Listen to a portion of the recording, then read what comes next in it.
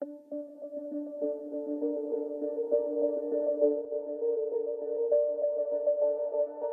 Ford nos últimos 2 anos passou por um processo interno muito forte e isso é demonstrado com 14 veículos eletrificados, com os quais nós nos comprometemos em 2017 e chegamos a 2020 com esses 14 veículos eletrificados, que irão passar a 18 em 2021.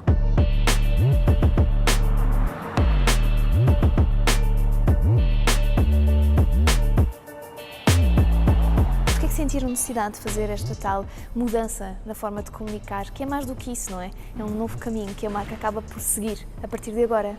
Sim, efetivamente isto é muito mais que uma campanha de marketing, como disse muito bem. Eu acho que quando as marcas escolhem novas direções é porque algo internamente tem que mudar. A indústria automóvel nos próximos 10 anos no mercado europeu vai transformar-se. Há novas maneiras de testar emissões mais reais, não testes de laboratórios. A questão de também haver um teto para o qual as marcas têm que cumprir em termos de emissões de CO2 também vem a alterar muito. E depois também o padrão de consumo, obviamente. Os consumidores estão a mudar o seu gosto por automóveis. E a Ford nos últimos 2 anos passou por um processo interno muito forte e isso é demonstrado com 14 veículos eletrificados, com os quais nós nos comprometemos em 2017 e chegamos a 2020 com esses 14 veículos eletrificados, que irão passar a 18 em 2021. A campanha de marketing, que é a última parte de todo este processo de transformação, é também o demonstrar da nossa ambição e como nós queremos abraçar essa eletrificação que realmente está a mudar o mercado europeu. Mas acho que é importante também mencionar que não é apenas uma mensagem para o exterior, para o consumidor.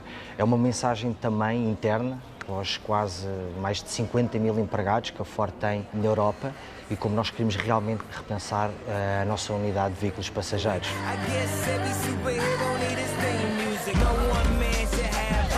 No fundo, é quase que dar início a uma nova revolução, que é esta da eletrificação, e também desmistificar o que é isto para os próprios consumidores. Exato. É importante e é esse um bocadinho o vosso objetivo, não é? Eu acho que a campanha por si só reflete alguma confiança que nós temos nessa desmistificação, modernidade e também um bocado de rebeldia, digamos assim, que a Ford precisava. Desses 14 veículos eletrificados que nós lançamos, a campanha na sua primeira fase, a campanha tem 4 fases, mostra o Mustang Mach-E. É o nosso primeiro veículo 100% elétrico, com tração traseira, mais de 600 km de autonomia. É realmente o porta-estandarte do que a marca ambiciona ter no futuro.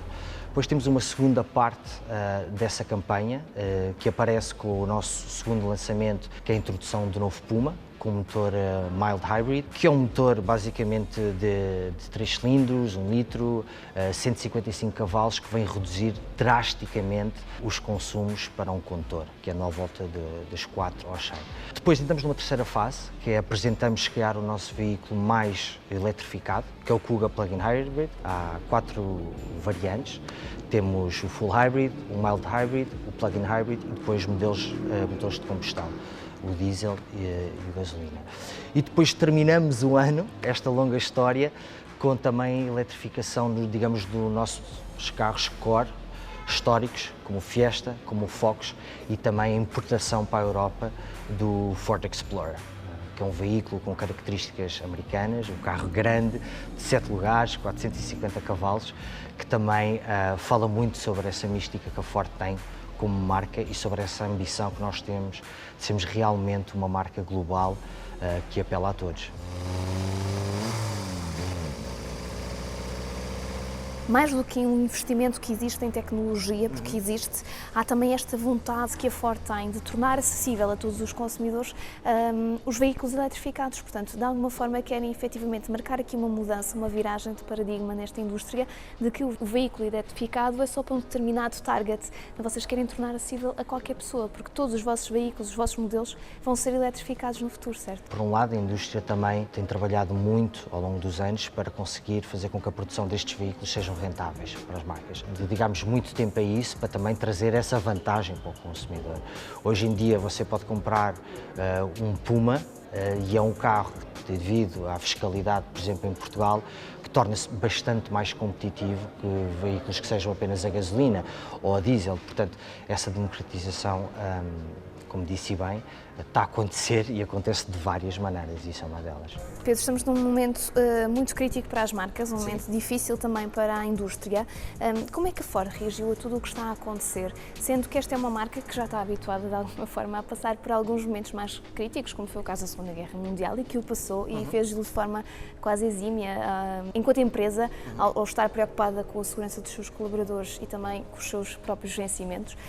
Como é que esta marca procura hoje em dia responder a esta crise e como é que olha para os desafios do futuro, numa altura em que estavam em pleno lançamento do Kuga, não é? De um novo carro que iria também marcar uma viragem?